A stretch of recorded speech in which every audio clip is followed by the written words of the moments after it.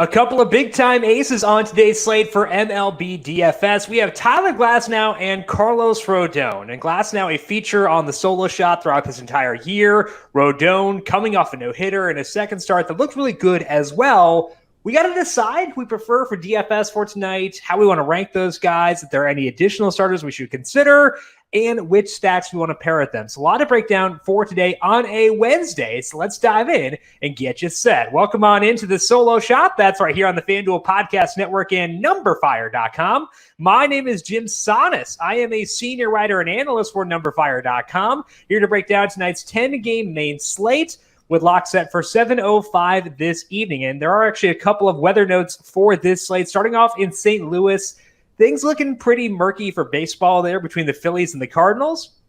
There is supposed to be rain the entire day. So in formulating my thoughts on this slate, I kind of just assumed that game was going to get rained out. We can talk more about that during the 4 p.m. show today if you want to, if you think that it looks like it'll play. As of right now, I'm assuming it won't. So won't hear any thoughts on that game in the podcast for today. I just think it's too big of a risk right now to waste time analyzing that one too much. Other weather note, it is just 47 degrees in Chicago for the White Sox and the Tigers.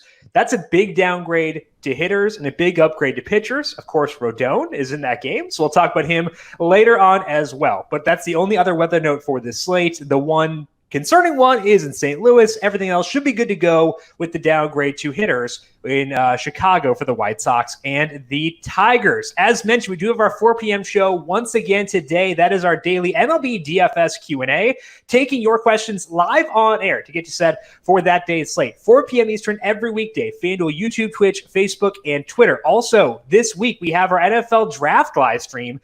That is Thursday at 8 p.m., Friday at 7 p.m., breaking down all the betting, DFS, and season-long fantasy football implications of the first 3 rounds of the NFL Draft, reacting to each pick live as they happen. That is with myself, JJ Zachariason, Brandon Gadula, and Ryan Williams making his FanDuel and numberFire debut. It'll be a lot of fun. Looking forward to that tomorrow night already, 8 p.m. Eastern, on the FanDuel YouTube, Twitch, Facebook, and Twitter channels. Here on the numberFire Daily Fantasy Podcast feed, we, of course, have NBA and NHL via Tom Vecchio. NASCAR coming up on Friday to get you set for Kansas. Pretty interesting race there. So looking forward to discussing that this Friday. Make sure you are subscribed to the numberFire Daily Fantasy Podcast feed to get all those podcasts. And if you like what you hear, leave us a rating and review as well. We also did talk about the Valspar Championship for PGA DFS yesterday. That podcast already is posted. Derby Saturday is almost here. If you're new to horse racing or have never bet with TVG before, now is the perfect time to give it a shot because you can bet the Kentucky Derby risk-free. That is right. You'll get up to $200 back if your horse doesn't win the Derby. And if you already have a TVG account, you can get up to $10 back if your horse finishes in second or third. It is all part of the money back special, and it's available on select races this Saturday at Churchill Downs. TVG gives you all the tools to tackle the Derby. Just sign up with promo code COVER. That is promo code COVER, C-O-V-E-R, if you want to bet the Kentucky Derby risk-free exclusively on TVG.com and the TVG app. Go to TVG.com/cover for details. We'll be breaking down the Kentucky Derby today over on Covering the Spread with a host from TVG, Megan Devine. She'll swing by and talk about her thoughts on the Derby. You can find that on the Covering the Spread podcast feed sometime later on Wednesday. Let's dive into the pitching preview, though, for this Wednesday main slate. Carlos Rodon is at the top of the salary pool. He checks in at $11,000. Glasnow right in tow at $10,800. Steven Matz is $9,300. Zach Greinke, $9,000. Then we have Alex Wood, Edwin Marquez, and Alex Cobb as the others at $8,000 and higher. Glasnow, Rodon are the runaway top 2 options on this slate, and I'm going to treat them as such from an exposure perspective. The question for me is, how do I rank them? And between the two, Glasnow is my preferred guy, but it's not like by some crazy margin, especially once you throw in the weather that Rodon has for today. I just have more data saying that Glasnow is dominant, and last week was rough for sure with Glasnow. He let up 4 runs in the first inning and 5 total. That was bad. It was really bad. I was in on him over DeGrom. I still had enough DeGrom where it was fine, but it wasn't fun to watch all those earned runs come. But even though he let up those 4 earned runs in the first inning. He actually still scored positive 3 points in that inning. That's how valuable strikeouts are for DFS, especially over on FanDuel. He got 4 strikeouts that one inning because one guy reached in a wild pitch, and he managed to go 6 innings. He got 33 FanDuel points despite getting absolutely wrecked and letting up 5 earned runs. 33 FanDuel points, not bad. Like, for comparison, that same night, Jay Happ took a no-hitter into the 8th inning, and Happ outscored Glasnow by just 8 points. That guy had a no-hitter. Glasnow let up 5 earned runs. That's how valuable strikeouts are for FanDuel. They just give you a lot of room for error. And Glasnow needed that room for error for sure. The hope is he won't need that tonight. It's possible he will, though, because the A's are pretty good. They have a 106 WRC plus against righties, and Glasnow let up a ton of hard contact in that Toronto game. So there is risk here, but it's still a high floor despite the risk because all the strikeouts. I know it's kind of counterintuitive. There's risk of earned runs, but still a high floor because the strikeouts are so high. Glasnow, with his new slider, has a 40% strikeout rate. The A's have a 25% strikeout rate versus righties since the start of last year. So I'm going right back to Glasnow once again tonight. I think he makes too much sense to ignore even off of a rough outing on Friday. And even his rough outings are fine relative to most pitchers. So yeah, he could get rocked again. Like, that's a very distinct possibility, but at least we know even when he does get rocked, he's going to get his strikeouts. So the floor is very good. The strikeouts give him a path to an immense ceiling. I am going right back to Glasnow once again tonight. Now, Rodon is a good alternative if you don't want to go Glasnow. I think he's a very solid. He's more of a 1B than a 2. That's what I think of Rodon for tonight.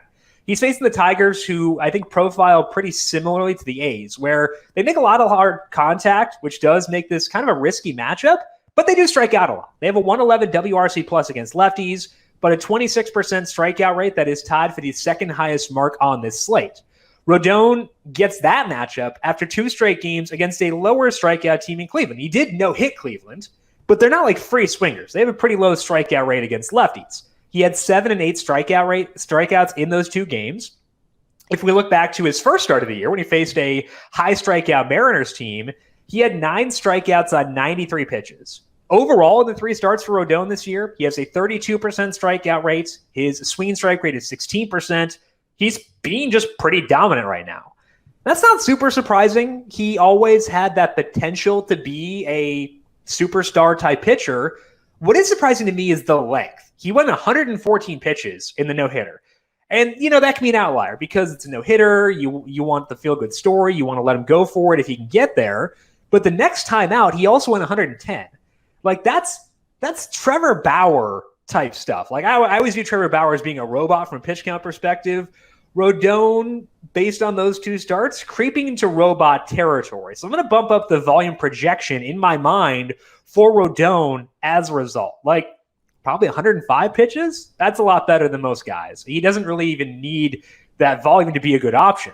So I view Glasnow and Rodon as being in the same tier. Again, it's a 1A versus 1B situation. I have Glasnow a tiny bit higher, but like, if you are really afraid of Glasnow, given all the hard contact he let up last week, cool. I get it. Go Rodon. Totally okay. I'm not going to push back either way. And I think these 2 do need to be the focal point of your lineups for tonight. If we're talking exposures, I might just go 40 of both and then go 20% other guys, maybe even like 45% both and 10% elsewhere. That's how good I feel about them relative to the rest of the slate. Now, if you're not using those 2, the reason I want to minimize exposure to others is you're taking on a lot of risk. You're either dealing with a bad matchup or a super small sample. There's really no in between here. One guy with upside in that small sample, though, is Alex Cobb. So I'm okay taking a swipe at him at $8,000. Again, 10%, 5%, somewhere in there, not a whole lot more. We'll talk about one more pitcher and things to watch, too, in case you cannot be convinced on Cobb, which I understand. Cobb is 3 starts into his Angels career. The peripherals are really nice. He has a 2.87 skill interactive ERA with a 31% strikeout rate and a 5% barrel rate. His swinging strike rate is 16.1%. Now, despite those good peripherals, his ERA is 6.28. I'm not sure if that's due to cluster luck or something like that, but the numbers say that is due to come down. And this is really weird because Cobb has never been a high strikeout pitcher, which is why I was not super inclined to buy into it heading into his last start, and he didn't do well there, but like he still got some whiffs. So I was skeptical, slowly buying in. The reason I'm slowly buying in is that he's never really used his splitter as much as he is using it so far this year. He's throwing it 44% of the time. That is the highest mark of his career by 7 percentage points. It has led to fewer sinkers. We always love that. And he also has the highest velocity on his splitter since 2014 and the highest velocity on his curveball ever. It's just 3 starts, so we do want to be wary, but like he is doing work, and he gets a plus matchup for today against the Rangers. They have not been as bad as I expected them to be this year, but they still have just an 84 WRC plus against righties since the start of last year and a 26% strikeout rate. I don't know if Cobb is legit. Therefore, he is well below Glasnow and Rodon for me for today. But there is enough for me to at least take some stabs when I want to try to save some salary pitcher. So again, 40 to 45% of both Glasnow and Rodon, and then going to maybe some of Cobb. And we'll talk about Alex Wood in things to watch too. I think he could be a consideration very much in the same tier as Cobb among the non-elite pitchers for today. Let's move now to the stacks. And if you followed my advice last night and stacked the Padres, I'm sorry, it didn't go well. But we're going to go right back once again today. They're facing Taylor Widener. His first 4 starts this year have gone pretty well. 2.82 ERA for him. Not a lot of walks. But it seems like he's another pitcher who is in danger of following the same recipe as a lot of guys we've been stacking against this year, largely with good results, where they don't get enough strikeouts to get by without elite batted ball data. Through those first 4 starts, Widener has a 19% strikeout rate. His swinging strike rate is 10%, which means the strikeout rate is likely to stay low. His walk rate is 7%, which means he's allowing a ball in play 74% of the time, which is a big number.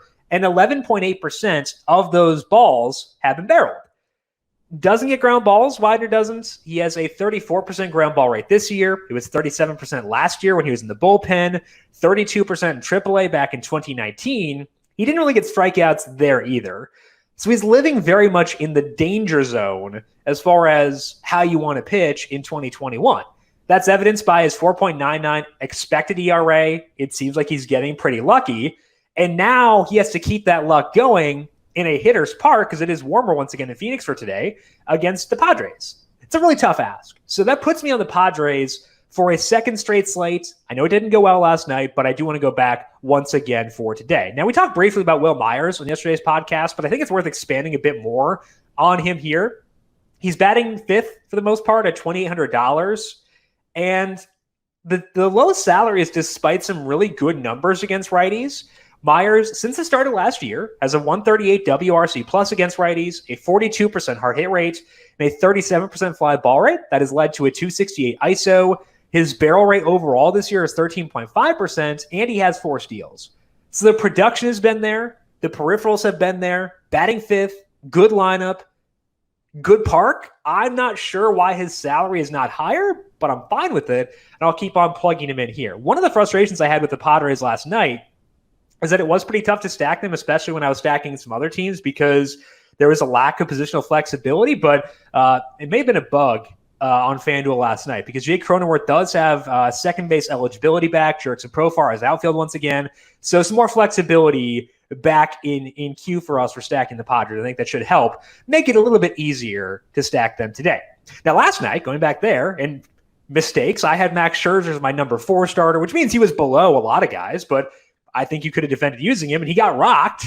The Blue Jays were really good, and part of that's because they're a good offense. Another part is that the park is playing as expected, where it's truly favoring hitting over pitching.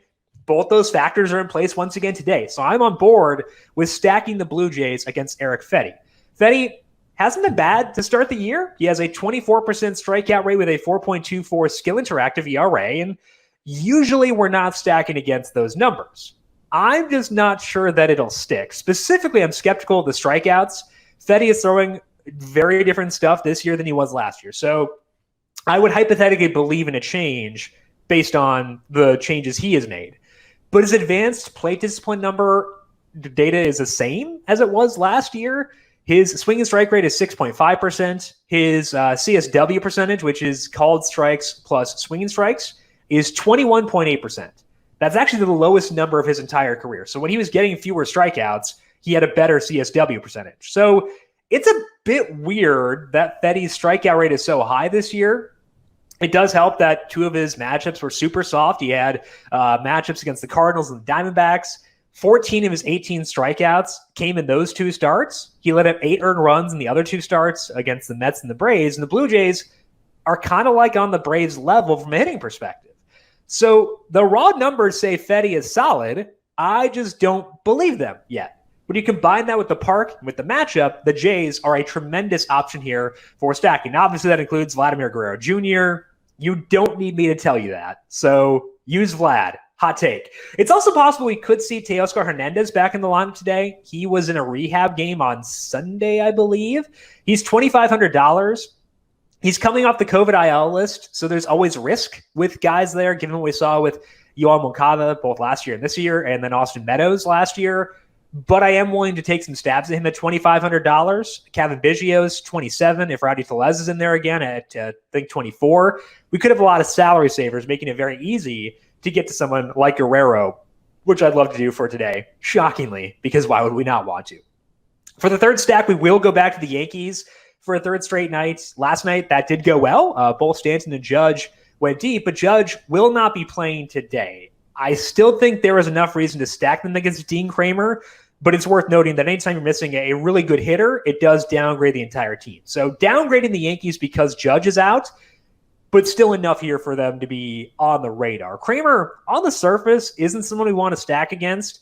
He gets a lot of strikeouts and walks a lot of guys, which means minimal balls in play. I'm not sure how sticky the strikeout component will be. Kramer was not a super high strikeout guy in the minors. He spent most of 2019 at AA.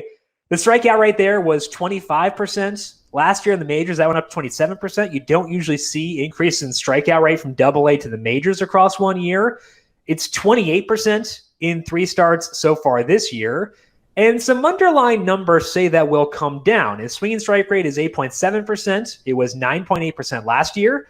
His CSW percentage is right in line with the league average for a starter. So you take that, look at the league average strikeout rate for a starter. His strikeout rate is probably going to settle in somewhere around 23 or 24%.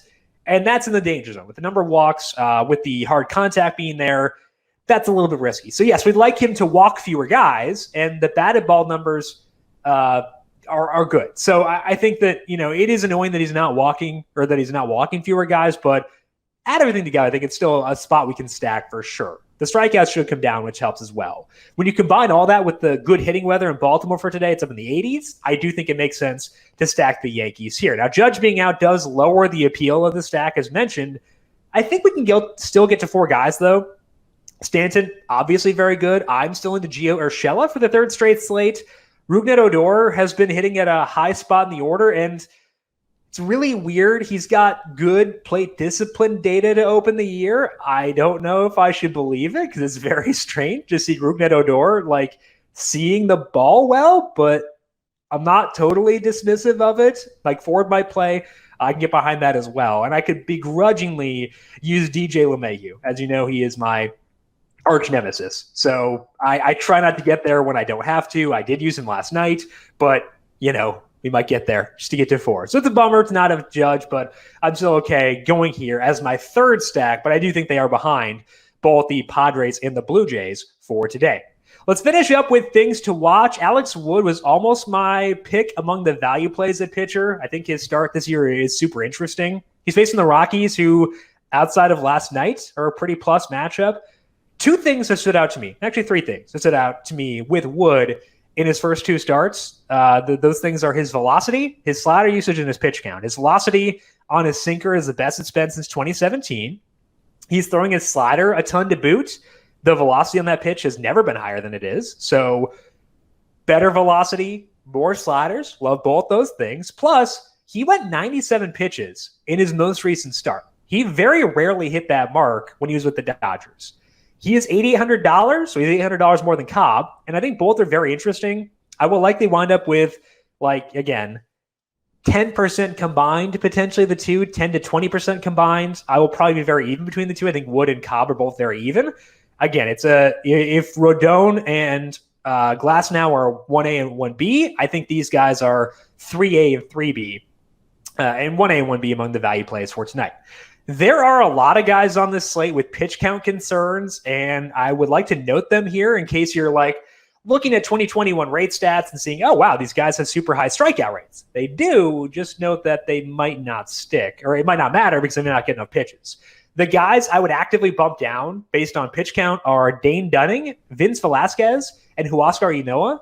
Dunning is maxed out at 75 pitches. I can't project him to go longer. It sounds like they wanted to be around there. Velasquez went 67 in his first start, but he was at 63 in his final relief appearance. So he was stretched out to go longer. I don't think they want him to go longer. And honestly, I can't blame them given the track record. So I think it makes sense. Ynoa has been 82, 72, 82 his past 3 starts. He's probably going to live near 80. That's not enough. So I will adjust these pitch count numbers on these guys if they eventually do more. But Ynoa, Velasquez, and Dunning, not enough pitches for me to feel really good about them. So they are all cross-offs for me until their pitch count goes up. Finally, even though the weather is terrible in Chicago, I'm still at least tempted by the White Sox. They're facing Casey Mize, and Mize is in the same zone that we were talking about with Widener before, where lets up too many balls in play, lets up a lot of hard contact. I actually had the White Sox as my number 1 stack today before I saw the forecast. So they do get bumped down a lot for me. They're now 4th behind the Yankees, the Blue Jays, and the Padres. And it's a considerable downgrade. I do still think they belong on the map, though. Given the matchup, given the pitchers on this slate, I think that they do check in at number 4, despite the really bad weather. Otherwise, they'd be 1. So it's a downgrade still, but still worth considering for me for today. That is all that we have for today's podcast, breaking down MLB DFS. But as mentioned, check out our PGA podcast for the Valspar Championship. That is already posted on the numberFire Daily Fantasy Podcast feed. Go there, hit subscribe, whether you listen on Apple Podcasts, Spotify, Google Podcasts, whatever it may be, hit subscribe. If you like what you hear, leave us a rating and review as well. If you have additional questions for me, I am on Twitter at JimSannes, JimSannes. You can also follow the FanDuel Podcast Network at FanDuel Podcasts. For more questions, tune in today, 4 p.m. Eastern, FanDuel YouTube, Twitch, Facebook, and Twitter channels for our daily Q&A. Big thank you to Calvin Theobald, our video producer, for setting up the video portion of this podcast for today. Thank you, Cal, as always. And thank you to everyone for tuning in. Good luck to you with your MLB DFS lineups for tonight. We'll talk to you once again tomorrow. This has been the Solo Shot right here on the FanDuel Podcast Network.